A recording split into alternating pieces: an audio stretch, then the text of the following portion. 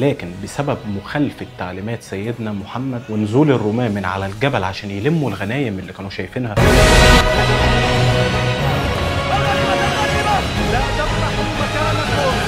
سيدنا خالد بن الوليد لاحظ الثغرة دي في جيوش المسلمين والتف حواليه واتضغط جيش المسلمين أكتر وأكتر لحد الهزيمة.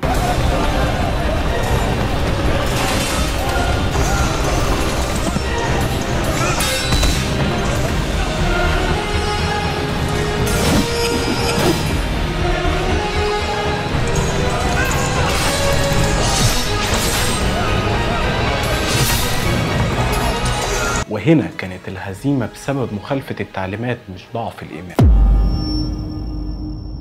السلام عليكم. في الحلقة اللي فاتت اتكلمنا عن غزوة بدر وغزوة أحد وازاي قوة الإيمان تخليك تنتصر وانت قلة، وازاي مخالفة التعليمات ممكن تخليك تخسر حتى وانت منتصر. النهاردة هنتكلم عن غزوة لا تقل أهمية عن الاتنين اللي فاتوا، وهي غزوة الخندق.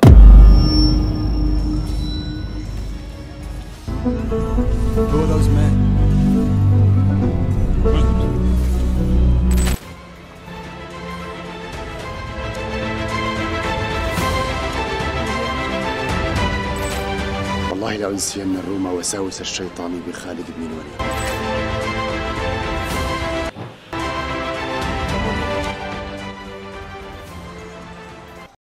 غزوة الخندق كانت تحدي كبير بالنسبة للمسلمين ودليل على إظهار قوتهم ووحدتهم ضد قريش. في الحلقة دي هنعرف تفاصيل المعركة وإزاي أثرت على مجريات الأمور في المدينة، مش بس المدينة، لأ ده في المنطقة بشكل عام. بعد معركة أحد قريش ما استسلمتش وقالت لك لازم نضرب على الحديد وهو سخن، وكان الهدف هو تدمير المسلمين نهائيا ومحو ذكرهم من التاريخ وإجهاض الدعوة في بداية ونسف أي شيء يخص الإسلام. فبدأوا يعملوا تحالفات مع قبائل عربية تانية زي غطفان وبني قريظة، وحشدوا جيش ضخم عشان يهاجموا المسلمين في المدينة. جيش التحالف اللي كان بين قريش والقبيلتين التانيين كانوا عاملين حوالي 10,000 مقاتل، وكانوا بيخططوا للهجوم على المدينة بشكل كامل عشان يقضوا على المسلمين نهائيا. لكن سيدنا محمد كان عنده خطط خاصة عشان يتعامل مع الوضع ده. لما سمع عن تحالف قريش مع القبائل التانية بدأ يستشير الصحابة هنعمل ايه مع الجيش الكبير ده. وهنا يجي دور الصحابي سلمان الفارسي، واللي اقترح فكرة حفر الخندق واللي كانت جديدة على المسلمين والعرب بشكل عام. سلمان كان جاي من بلاد فارس وكان عندهم تكتيك حربي بيشمل حفر الخنادق، ودي كانت وسيلة للدفاع وكانت وسيلة مبتكرة جدا وقتها. وفورا بدأ المسلمين في حفر الخنادق وكانوا بيشتغلوا في ظروف صعبة. كان في قلة إمكانيات ولكن كان في قوة إيمان، وده اللي ساعدهم عشان يعدوا الصعوبات والوقت الصعب اللي كانوا فيه. وكل المسلمين بلا استثناء شاركوا في حفر النفق بما فيهم سيدنا محمد صلى الله عليه وسلم. في المقابل جيش قريش وباقي التحالفات التانية كانوا بيقربوا من المدينة وكانوا متأكدين من النصر لأنهم كانوا بيفوقوا المسلمين بأضعاف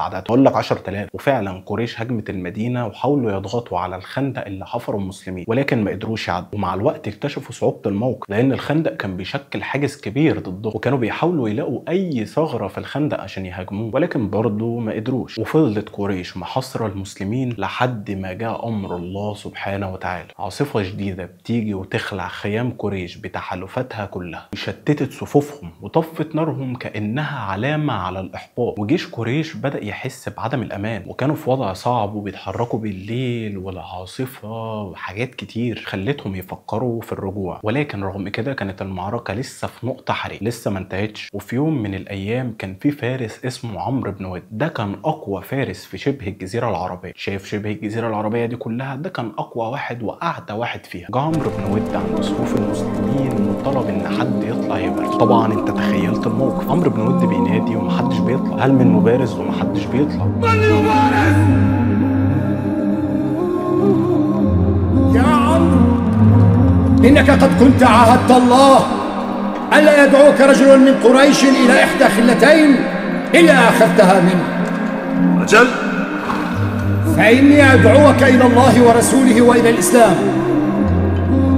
لا حاجة لي بذلك.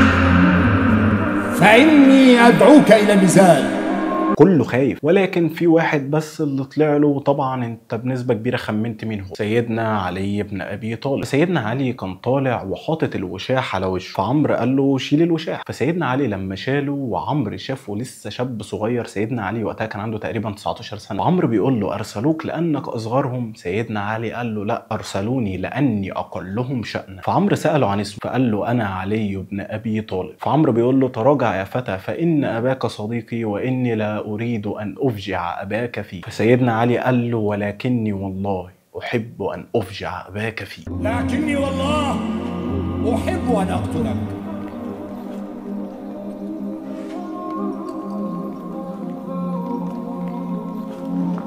ودارت المعركة والغبار عمل رؤية تمام، إذا بصوت تكبير، سيدنا علي راجع لصفوف المسلمين براس عمرو بن واد. الصحابة بيسألوه ما جبتش الدرع بتاعه ليه، ده غالي؟ فقال لهم والله انكشفت عورته فسترته بها. ودي كانت ضربة معنوية قسمت ظهر قريش ورفعت معنويات المسلمين في السماء. وبعد مرور شوية وقت بدأت الحقيقة تبان شوية لقبيلة قريش، بدأوا يدركوا إن الحرب دي خسرانة وإنه مفيش حل غير الانسحاب. وفعلا مع الوقت قبائل قريش بدأت تنسحب، والمسلمين ما انتصروش نصر عسكري، ولكنهم قدروا يدافعوا عن المدينة، وكان نصر معنوي كبير للمسلمين أكتر منه نصر عسكري. وفي النهاية أبو سفيان قرر يرجع بجيش قريش والتحالفات اللي معاه لمكة. كده بتنتهي غزوة الخندق، ولكن بعدها حصلت أحداث مهمة ولكن هنحكيها الحلقة الجاية. أنا عمر وده برنامج مؤرخ.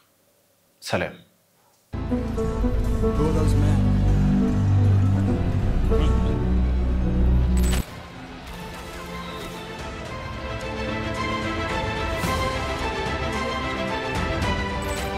والله لأنسين الروم وساوس الشيطان بخالد بن الوليد.